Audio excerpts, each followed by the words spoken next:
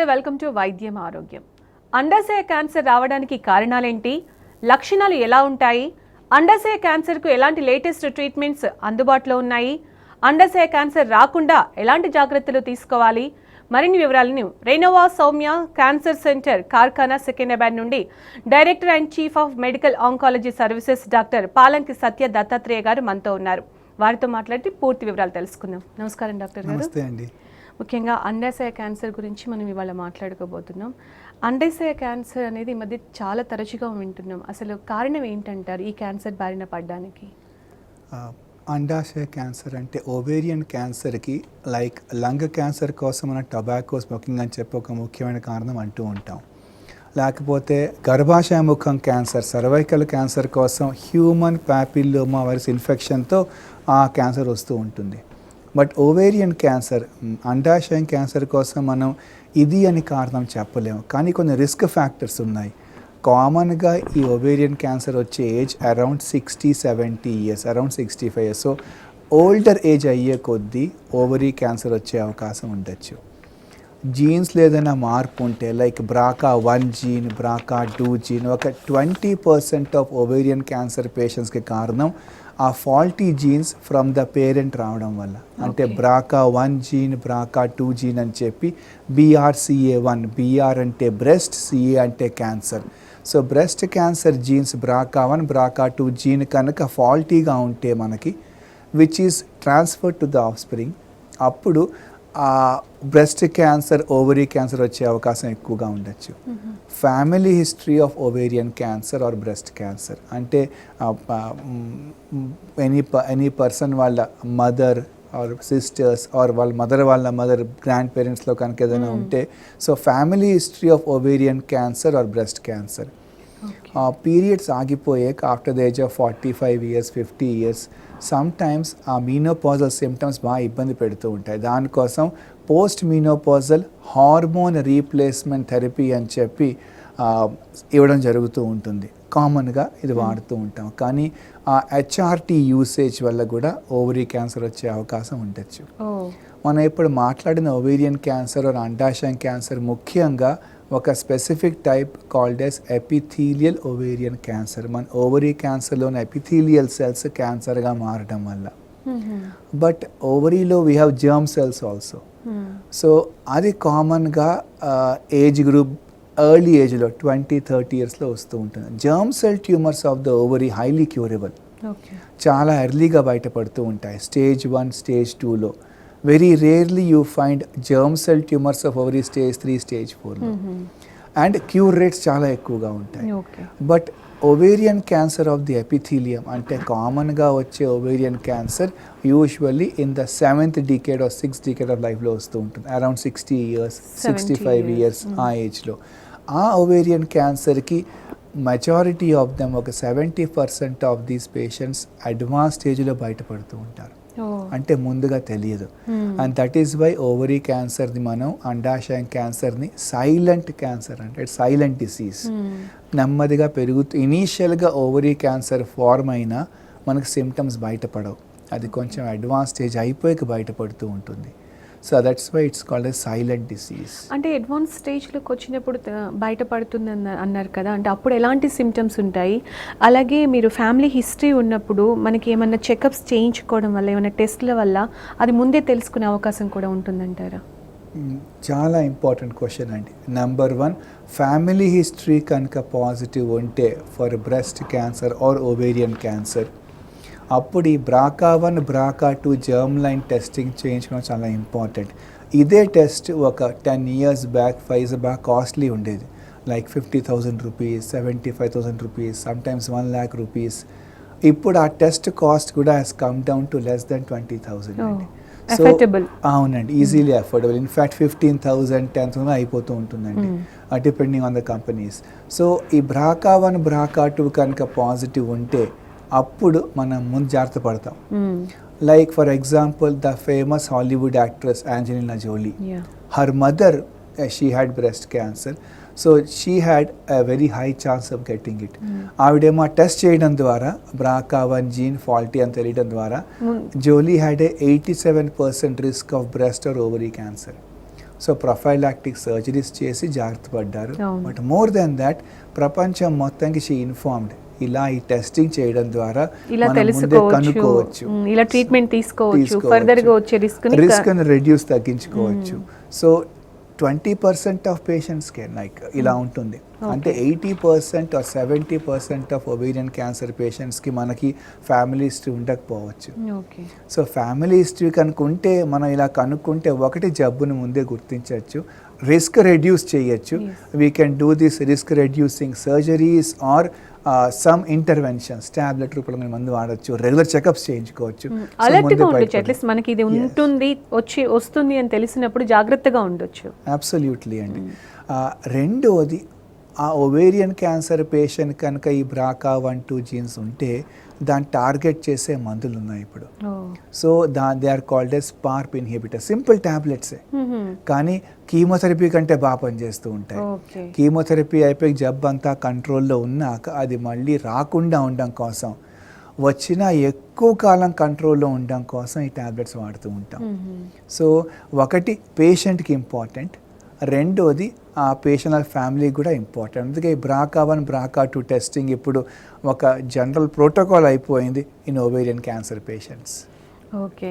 అలాగే ప్రెసెంట్ అండాశయ క్యాన్సర్ చికిత్సలో అంటే సర్జికల్ ఆంకాలజీలో ఇటీవల వచ్చిన చేంజెస్ ఏంటంటారు? అలాగే మామూలుగా అడ్వాన్స్ స్టేజ్లోనే చాలా వరకు గుర్తిస్తారన్నారు కదా, దానికి ట్రీట్మెంట్ అంతా కూడా ఎలా ఉంటుందంటారు?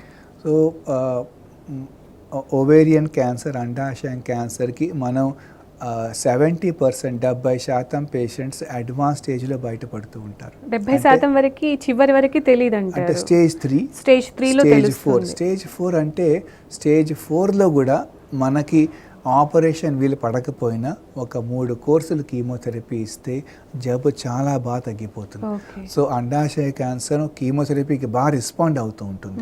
అదొకటి కొంచెం that's a good plus point. రెండోది, దీనికి మనం ఇంకొక ఇంజెక్షన్ యాడ్ చేస్తే, ఒక కొత్త మందు called as target therapy add చేస్తే అప్పుడు ఈ మందులు ఇంకా బాగా పనిచేస్తాయి. సో ఈ జబ్బు బాగా తగ్గిపోయే అవకాశం ఉంటుంది, బాగా ష్రింక్ అవుతుంది ట్యూమర్. సో దాంతో సబ్సీక్వెంట్ ఆపరేషన్ నీట్గా అయిపోతుంది. సో ఒక 3 కోర్సులు కీమోథెరపీ ఇచ్చే ఆపరేషన్ కాని పక్షంలో అప్పుడు ఆపరేషన్ తర్వాత చేసి మళ్ళీ ఇంకో 3 కోర్సులు కీమో తర్వాత ఇస్తాం. ఒకవేళ కనుక ఆపరేషన్ ముందే వీలైతే ఫస్ట్ ఆపరేషన్ చేసేస్తాం. అంటే సో ఏ స్టేజ్లో ఉన్నప్పుడు గుర్తిస్తే ముందే ఆపరేషన్ చేయొచ్చు, క్యూర్ పర్సంటేజ్ ఎక్కువ ఛాన్సెస్ ఎప్పుడు ఉంటాయి? Stage 1 and stage 2. మొదటి స్టేజ్, రెండో స్టేజ్ ఓవరీ క్యాన్సర్లో ముఖ్యమైన ట్రీట్మెంట్ ఫస్ట్ ఆపరేషన్ చేసి జబ్బంతా తీసేయడం. 3వ స్టేజ్లో కూడా ఆపరేషన్ వీలవుతూ ఉంటుంది. ఒకవేళ ఆపరేషన్ వీలు కాకపోతే అప్పుడు 3 కోర్సులు కీమో ఇచ్చాక ఆపరేషన్ చేయడం వీలైపోతుంది. సో ఒక 95% ఆఫ్ పేషెంట్స్లో ఇలా 3 కోర్సులు కీమో ఇచ్చాక ఆపరేషన్ చేయడం వీలైపోతుంది, కొంచెం స్టేజ్ అడ్వాన్స్ అయినా కూడా. ఇన్ఫ్యాక్ట్ 4వ స్టేజ్లో ఉన్నా కూడా మనకి మందు బాగా పనిచేస్తే ఒక 3 కోర్సులు అయిపోయాక, 6 కోర్సులు అయిపోయాక అప్పుడు మళ్ళీ ఆపరేషన్ చేయడం వీలవుతూ ఉంటుంది. సో కీమోథెరపీలో చాలా మంచి డెవలప్మెంట్స్ వచ్చేసాయి. ఒక 2 కెమికల్స్ వాడతాం, ప్యాక్లిటాక్సెల్ అండ్ కార్బోప్లాటిన్. అది కాకుండా ప్రతి క్యాన్సర్కి పెరగాలి అంటే బ్లడ్ సప్లై కావాలి. ఈ బ్లడ్ సప్లైని టార్గెట్ చేసి ఆ ఫాల్టీ బ్లడ్ వెజల్స్ని మనం టార్గెట్ చేసే మందు ఇస్తాం, లైక్ ఏ మిజైల్ పనిచేస్తుంది. సో కీమోథెరపీ కాకుండా దానికి యాంటీబాడీ యాడ్ చేస్తే ఆ మందు పేరు, ఆ టార్గెట్ థెరపీ పేరు అవాస్టిన్ ఆర్ బెవాసిజుమాబ్. సో ఇలా 3 మందులు వాడడం వల్ల ట్యూమర్ బాగా ష్రింక్ అవుతుంది. సో 3వ స్టేజ్లో ఉన్నా కూడా మనం ఆపరేషన్ చేసి మొత్తం జబ్బును తీసేయచ్చు. మీరు అడిగిన క్వశ్చన్, సర్జరీలో అడ్వాన్సెస్ ఏంటి? సో ఆపరేషన్ ఇంతకు ముందు ఇట్ వాస్ లైక్ మొత్తం ఓపెన్ చేసి ఆపరేషన్ చేయాలి, పెద్ద సర్జరీ. అలాంటిది ఇప్పుడు అదే ఫీగో సర్జికల్ స్టేజింగ్ని మనం లాప్రోస్కోపీ ద్వారా చేయగలం. సో లాప్రోస్కోపీ అంటే వూండ్ పెద్దగా ఉండదు, హీలింగ్ త్వరగా అయిపోతుంది, ఇంటికి త్వరగా వెళ్ళిపోవచ్చు, కానీ ఆపరేషన్ కూడా అదే విధంగా మంచిగా అవుతూ ఉంటుంది. సో లాప్రోస్కోపీలో because magnification is more, in fact operation ఇంకా నీట్గా, ఇంకా క్లీన్గా, ఇంకా పర్ఫెక్ట్గా అవుతుంది. ఆ తర్వాత ఆపరేషన్ అయిపోయాక మళ్ళీ ఆపరేషన్ టేబుల్లోనే జబ్బు మళ్ళీ రాకుండా ఉండడం కోసం on the operation table chemotherapy ఇస్తూ ఉంటామండి. This is called as intraperitoneal chemotherapy or హైపెక్. అదొక చాలా important surgical advance ovarian cancer ట్రీట్మెంట్లో. అంటే ప్రతి పేషెంట్కి ఈ ఆపరేషన్ అవసరం ఉండకపోవచ్చు, బట్ గుడ్ నెంబర్ ఆఫ్ పేషెంట్స్లో ఇలా ఆపరేషన్లో ఇంకో కొత్త development, on the operation table surgery అంతా అయిపోయాక అక్కడ కీమోథెరపీ కొంచెం హీట్ చేసి ఇవ్వడం. రైట్, కాలర్ వెయిట్ చేస్తున్నారు డాక్టర్ గారు, కాల్ తీసుకుందాం. హనుమకొండ నుంచి రమాదేవి గారు. రమాదేవి గారు, డాక్టర్ గారు ఉన్నారమ్మా, మీ సమస్య ఏంటో చెప్పండి. చెప్పండి రమాదేవి గారు. నమస్కారం సార్. నమస్తే అండి. నాకు ఇంతకు ముందు సార్ నేను ఒక 6 సంవత్సరాలు అవుతుంది నాకు గర్భసంచి కీమోను రేడియేషన్ పెట్టింది సార్. మళ్ళీ వచ్చే అవకాశం ఉంటుందా? గర్భసంచి ఇదే ప్రాబ్లం సార్. యూట్రైన్ క్యాన్సర్, గర్భసంచి క్యాన్సర్కి ముఖ్యమైన ట్రీట్మెంట్ సర్జరీ. ఆపరేషన్ అయిపోయి అవసరం ఉంటే రేడియేషన్ ఆర్ కీమోథెరపీ ఇస్తూ ఉంటామండి. యూట్రైన్ క్యాన్సర్లో క్యూర్ రేట్స్ చాలా ఎక్కువగా ఉంటాయి. యూజువల్లీ యూట్రైన్ క్యాన్సర్స్ ఎర్లీ స్టేజ్గా బయటపడుతూ ఉంటాయి. సో అండాశయం క్యాన్సర్ యూజువల్లీ కొంచెం 70% లేట్ స్టేజ్ 3 or 4, కానీ యూట్రైన్ క్యాన్సర్స్ ఎర్లీ స్టేజ్లో బయటపడుతూ ఉంటాయి. మొత్తం ట్రీట్మెంట్ అయిపోయాక ఒక 5 years దాకా చెకప్లో ఉండడం చాలా ఇంపార్టెంట్ రమాదేవి గారు. 5 years అయిపోయాక అప్పుడు ఇంక ఈ జబ్బు తిరగబడే అవకాశం బాగా తక్కువగా ఉంటుందండి. సో మీ డాక్టర్ గారితో కలుస్తూ ఉండండి, టైం ప్రకారంగా చెకప్ చేయించుకోండి. 3 monthsకి ఒకసారి, 4 monthsకి ఒకసారి మీ డాక్టర్ చెప్పినట్టు టెస్ట్ల కోసం వెళ్తూ ఉండండి. ఎస్పెషల్లీ క్లినికల్ ఎగ్జామినేషన్ హిస్టరీ చాలా ఇంపార్టెంట్. ఇలా 5 years దాకా ట్రీట్మెంట్ అంతా అయిపోయాక అన్ని రిపోర్ట్లు బాగుంటే ఇంకా మీరు భయపడక్కర్లేదు. ఎందుకంటే ఇంక అప్పుడు జబ్బు తిరగబడే అవకాశం బాగా తక్కువగా ఉంటుందండి. మీకు ఆల్రెడీ ట్రీట్మెంట్ అయిపోయి ఒక 3-4 years అవుతోంది కనుక ఒక విధంగా మీరు సేఫ్ జోన్లో ఉన్నట్టే. బట్ 5 years టెస్ట్లు మాత్రం ఆర్ చెకప్ మాత్రం తప్పకుండా చేయించుకోండి. డాక్టర్ గారు, ఈ అండాశయ క్యాన్సర్ గురించి చెప్తున్నప్పుడు మీరు మాట్లాడుతుంటే అంటే ఇది అడ్వాన్స్ స్టేజ్ వరకు చాలా వరకు తెలియదని చెప్తున్నారు. సో అలాంటి టైంలో ఎలాంటి సిమ్టమ్స్, ఏమైనా సిమ్టమ్స్ ఉంటే కనుక తెలుసుకోవచ్చు అంటారా? మీ దగ్గరకు వచ్చే వాళ్ళు ఏ సిమ్టమ్స్తో వస్తూ ఉంటారు? అండాశయ క్యాన్సర్ కింద మనకి పెల్విస్లో ఉంటుంది, కానీ దాని సిమ్టమ్స్ బయటపడినప్పుడు మోర్ లైక్ ఎసిడిటీ, కడుపులో కొంచెం ఉబ్బరంగా ఉండడం, కొంచెం తినగానే కడుపు నిండిపోవడం, కడుపు ఉబ్బరంగా ఉండడం, లోపల నీరు ఉండడం వల్ల అబ్డామిన్ బ్లోటింగ్గా ఉండడం, అబ్డామిన్ డిస్టెన్షన్, నీరసంగా ఉండడం, బ్యాక్ పెయిన్ రావడం, ఇలా ఇట్ కమ్స్. అది కొంచెం ప్రజెంటేషన్ వేగ్గా ఉంటుంది. ఓకే. సో యూజువల్లీ ఏంటంటే ఒక చోట్ల లైక్ బ్రెస్ట్ క్యాన్సర్ వస్తే అక్కడ బ్రెస్ట్లో లంప్ కనపడడం or nipple discharge, lung cancer ఉంటే ఆయాసం రావడం, చెస్ట్ పెయిన్, లేదా దగ్గులో బ్లడ్ పడాలా ఉంటాయి. బట్ ఓవరీ క్యాన్సర్, అండాశయం క్యాన్సర్లో అక్కడ క్యాన్సర్ పెరిగిన అక్కడ సిమ్టమ్స్ తక్కువ ఉంటాయి, పైన ఎక్కువ ఉంటాయి అబ్డామిన్లో. బాగా స్టేజ్ పెద్దదైపోతే అప్పుడు పెద్ద పెద్ద మాసెస్ కింద కనపడచ్చు. And you might have pelvic pain. Otherwise usually కడుపులో నీరుగా ఉండడం, కడుపు కొంచెం ఉబ్బరంగా ఉండడం, ఆకలి పుట్టకపోవడం, symptoms of acidity, heartburn, లేకపోతే నీరసంగా ఉండడం, ఆకలి పుట్టకపోవడం, ఫెటీగ్, బ్యాక్ పెయిన్, ఇవన్నీ కామన్ సిమ్టమ్స్. కానీ డాక్టర్ గారు, ఇప్పుడు మీరు చెప్తున్న సిమ్టమ్స్ చూస్తే కనుక ఎవ్వరు కూడా అండాశయ క్యాన్సర్ అనుకోరు. క్యాన్సర్ అని అసలు థాట్ రాదు. మామూలుగా మీరు అన్నట్టు గ్యాస్ అంటే స్పెషలైజేషన్ ఉండే డాక్టర్, స్పెషల్గా ఒక డాక్టర్ దగ్గరికి వెళ్తే తప్ప, టెస్టులు చేస్తే తప్ప తెలియకపోవచ్చు. అంటే కానీ వెళ్ళి మన body is giving some signals మన డాక్టర్ గారిని కలవాలి అని చెప్పి. సో అప్పుడు క్లినికల్ ఎగ్జామినేషన్ చేస్తే కొంచెం ఐడియా వచ్చేస్తుంది. అండ్ యూజువల్లీ ఇలా సిమ్టమ్స్ ఉన్నప్పుడు కనీసం ఒక అల్ట్రాసౌండ్ చేయిస్తూ ఉంటారు family doctors. Or at least if you go to like an MS or MD or CT scan, దాంట్లో బయటపడిపోతుందండి. అంటే ఇట్లాంటి సిమ్టమ్స్ ఉన్నప్పుడు ఫస్ట్ డాక్టర్ దగ్గరికి వెళ్ళాలి. ఎస్, మన body sending some signals, some warning signals. So అది నెగ్లెక్ట్ చేయాలి. మీకు ఏదో లోపల బాగాలేదు అని చెప్తూ ఉంటుంది అంటారు. అలాగే రాకుండా ఉండాలంటే ఏమైనా జాగ్రత్తలు తీసుకోవడం వల్ల ఈ అండాశయ క్యాన్సర్ని నివారించవచ్చు అంటారా? ప్రివెన్షన్ అంటూ ప్రస్తుతానికి ఏమీ లేదు. రైట్, కాల్ తీసుకున్న తర్వాత మనం మాట్లాడదాం. జగదీశ్వరరావు గారు, నమస్తే అండి. డాక్టర్ గారు ఉన్నారు, మీ సమస్య ఏంటో చెప్పండి. జగదీష్ గారు చెప్పండి. సార్, నాకు ఒక 10 months బ్యాక్ పిరియాంపెరీ క్యాన్సర్ అని సర్జరీ జరిగింది సార్. హలో హలో మేడం, వినిపిస్తుందా అండి? వినిపిస్తుంది మేడం. హలో డాక్టర్, చెప్పండి సార్. నాకు ఒక 10 months బ్యాక్ పిరియాంపెరీ క్యాన్సర్ కి సర్జరీ జరిగింది సార్. ఓకేనండి. తర్వాత 3 months చెకప్ చేస్తున్నా సార్. Very good sir. ఇది కొంచెం తర్వాత ఫ్యూచర్ లో ఏమైనా ప్రాబ్లం ఉంటాయా సార్? అయితే అంతే నార్మల్ అని వస్తుంది సార్. మీరు చెప్పింది గ్యాస్ అయ్యి బాగా ఇబ్బంది పెడుతుంది సార్. లోపల గ్యాస్ ప్రాబ్లమ్స్ కొంచెం వస్తున్నాయి సార్. ఓకే, అంటే మీరు చెప్పినట్టు లైక్ ఒకటి పెరియాంపులరీ కార్సినోమా అంటే ప్యాంక్రియాస్ ఆ ఏరియాలో క్యాన్సర్ రావడం అండి. సో మన ప్యాంక్రియాస్లో ఉన్న డక్టు లేకపోతే మన లివర్ డక్టు ఇవన్నీ ఓపెన్ అవుతాయి స్మాల్ ఇంటెస్టైన్లో. ఆ ఏరియాలో ఉన్న క్యాన్సర్ వస్తే దాన్ని పెరియాంపులరీ కార్సినోమా అంటారు. దీనికి ముఖ్యమైన ట్రీట్మెంట్ ఆపరేషన్ అండి. మీకు ఆపరేషన్ ట్రీట్మెంట్ బాగా జరిగింది, ఎందుకంటే ఇది కొంచెం పెద్ద operation, it's a major surgery. కానీ మీకు ట్రీట్మెంట్ బాగా అయింది. ఆపరేషనే మెయిన్ ట్రీట్మెంట్ అండి. ఆపరేషన్ అయిపోయాక రెగ్యులర్ చెకప్లో ఉండడం చాలా ఇంపార్టెంట్. మీకు ఎర్లీ స్టేజ్లోనే ఉంది కనుక అందుకే ఆపరేషన్ అయిపోయాక ప్రాబబ్లీ కీమోథెరపీ ఇంకా రేడియేషన్ ఇవ్వాల్సిన అవసరం లేకపోయిందేమో అనుకుంటున్నాను. సో అలాంటప్పుడు 1 in 3 months చెకప్లో ఉన్నారు. పెరియాంపులరీ కార్సినోమా తిరగబడే అవకాశం ఒక 20-30% ఛాన్స్ ఉండొచ్చు. అందుకే డాక్టర్ గారు మీకు 1 in 3 months చెకప్ రమ్మంటున్నారు. ఇలా 5 years దాకా రెగ్యులర్గా చెకప్లో ఉండాలండి. ఎస్పెషల్లీ మొదటి 2 సంవత్సరాల్లో ఆపరేషన్ అయిపోయాక ఎవ్రీ 3 months చెకప్లో ఉండాలి. సమ్టైమ్స్ అల్ట్రాసౌండ్ లేకపోతే క్లినికల్ ఎగ్జామినేషన్ చేసి మీ హిస్టరీ తీసుకుని సిమ్టమ్స్ బట్టి అవసరం ఉంటే స్కోపీ చేస్తారు, సిటీ స్కాన్ చేస్తారు. ఆ టెస్ట్లు సరిగ్గా టైంకి చేయించుకోండి. ఒక 2 years అయిపోయాక అప్పుడు 1 in 4 months చెకప్లో ఉంటారు. లాస్ట్ 2 yearsలో అంటే 4th and 5th 1 in 4 or 6 months చేస్తారు. అలా 5 years దాకా మీ అన్ని రిపోర్ట్లు బాగా వస్తే మీరు భయపడక్కర్లేదండి. మీరు ఆల్రెడీ కొన్ని సిమ్టమ్స్ ఉంటాయి అంటున్నారు. ఇప్పుడు కొంచెం మీకు కడుపులో ఇబ్బందిగా ఉంది, అసిడిటీగా ఉంది అంటున్నారు.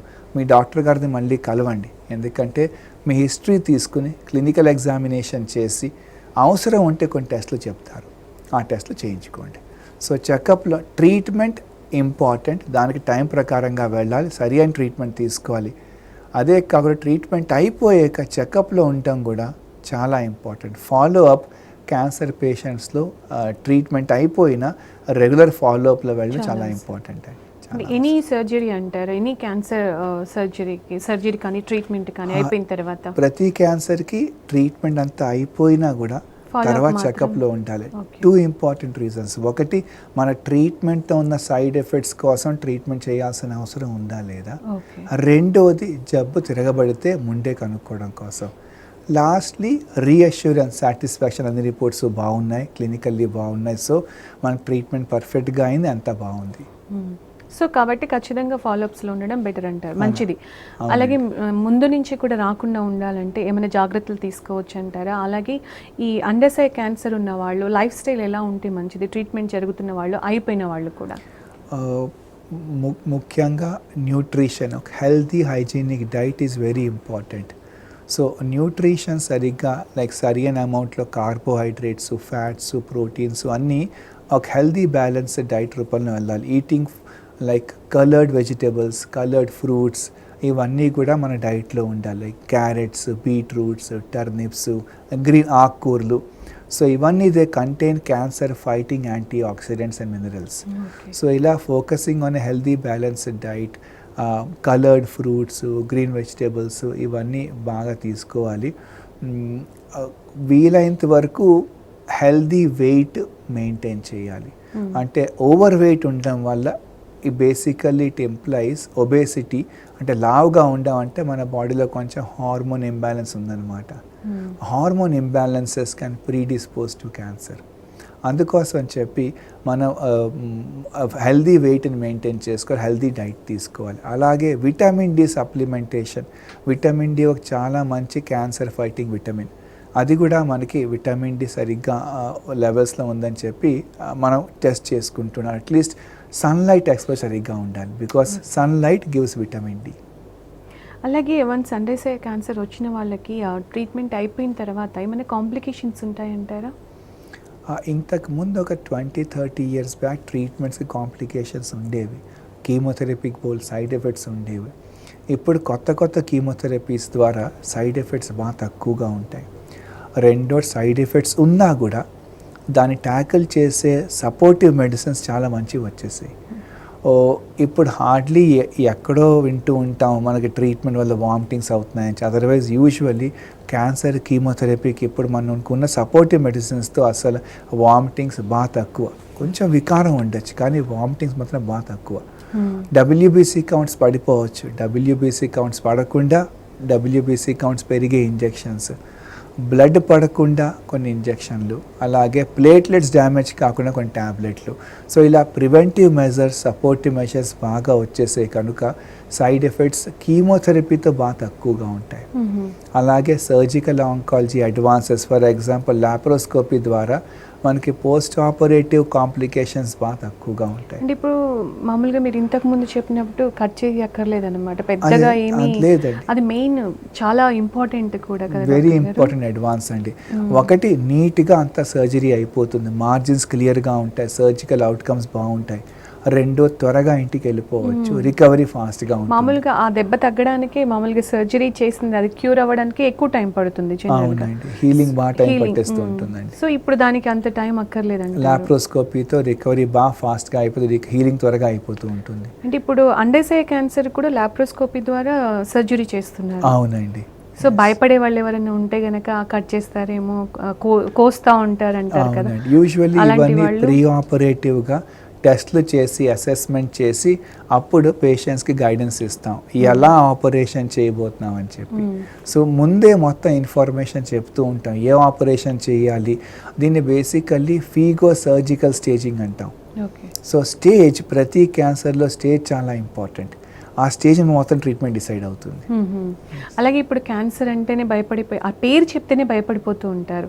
అలాంటి వాళ్ళకి ఇంత మంచి ట్రీట్మెంట్ వచ్చిన తర్వాత ఇప్పుడు భయపడాల్సిన అవసరం ఉందంటారు? ఇప్పుడు చూస్తున్న వాళ్ళందరూ కూడా ఎవరైతే కొంచెంమంది సఫర్ అవుతున్న వాళ్ళు ఉంటారు, కొంతమంది బయటికి చెప్పడానికి భయపడుతుంటారు, ఆ ఏజ్ అయిపోయిందిలే ఇంకేముందిలే కొన్నాళ్ళు అని అనుకునే వాళ్ళు కూడా ఉంటారు.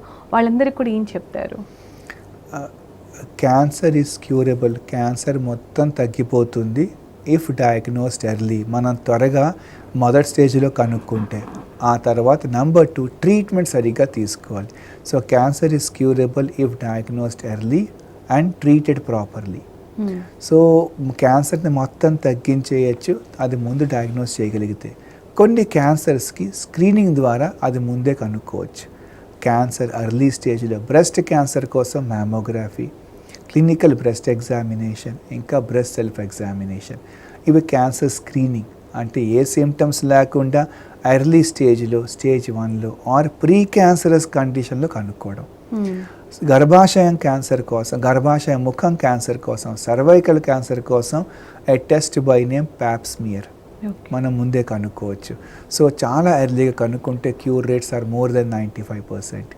మేల్స్లో ప్రోస్టేట్ క్యాన్సర్ కోసం సీరం పిఎస్ఏ అనే టెస్ట్, ఒక simple blood test after 50 years of age మన ప్రోస్టేట్ క్యాన్సర్ ముందే కనుక్కోవచ్చు. పెద్ద పేగు క్యాన్సర్ కోసం కొలనోస్కోపీ అండ్ ఒక స్టూల్ టెస్ట్లో అకల్ట్ బ్లడ్ టెస్ట్ అంటాం. దాంట్లో మనం we can find out precancerous conditions కనుక్కుంటే తర్వాత తీసేస్తే క్యాన్సర్గా మారదు. ఇలా ఈ క్యాన్సర్ స్క్రీనింగ్ కొన్ని క్యాన్సర్స్కి ఉంది. హై రిస్క్ హెవీ స్మోకర్స్లో లో డోస్ సిటీ స్కాన్ చేసి లంగ్ క్యాన్సర్ని ముందే కనుక్కోవచ్చు. ఇలా ఈ 5-6 క్యాన్సర్ని మనం స్క్రీనింగ్ చేసి ముందే కనుక్కోవచ్చు. ఓవేరియన్ క్యాన్సర్ కోసం కూడా, అండాశయం క్యాన్సర్ కోసం కూడా స్క్రీనింగ్ కోసం బోల్ క్లినికల్ ట్రయల్స్ అయ్యాయి. లైక్ అల్ట్రాసౌండ్ చేయడం, CA-120 బ్లడ్ టెస్ట్ చేయడం. బట్ కరెంట్గా ఉన్న గైడ్ లైన్స్ ప్రకారంగా ఇలా ఈ టెస్ట్లు చేస్తున్నా ముందే కనుక్కోలేకపోవచ్చు. So screening for ovarian cancer ఇంకా it has not become the norm. Right doctor గారు, చాలా విషయాలు తెలియజేశారు. ముఖ్యంగా ఇవాళ మనం అండాశయ క్యాన్సర్ గురించి, అసలు వచ్చినప్పుడు ఎలాంటి సిమ్టమ్స్ ఉంటాయి, తెలియకుండా ఎలా వస్తుంది, ఏ స్టేజ్లో గుర్తించవచ్చు, వచ్చిన తర్వాత అడ్వాన్స్ ట్రీట్మెంట్ ఎలా ఉంది, లైఫ్ స్టైల్ ఎలా ఉంటే బాగుంటుంది, చాలా క్లియర్గా చెప్పారు. థ్యాంక్ యూ సో మచ్ అండి. ఇది వాళ్ళ వైద్యం ఆరోగ్యం. Stay tune to T News. వైద్యం ఆరోగ్యం.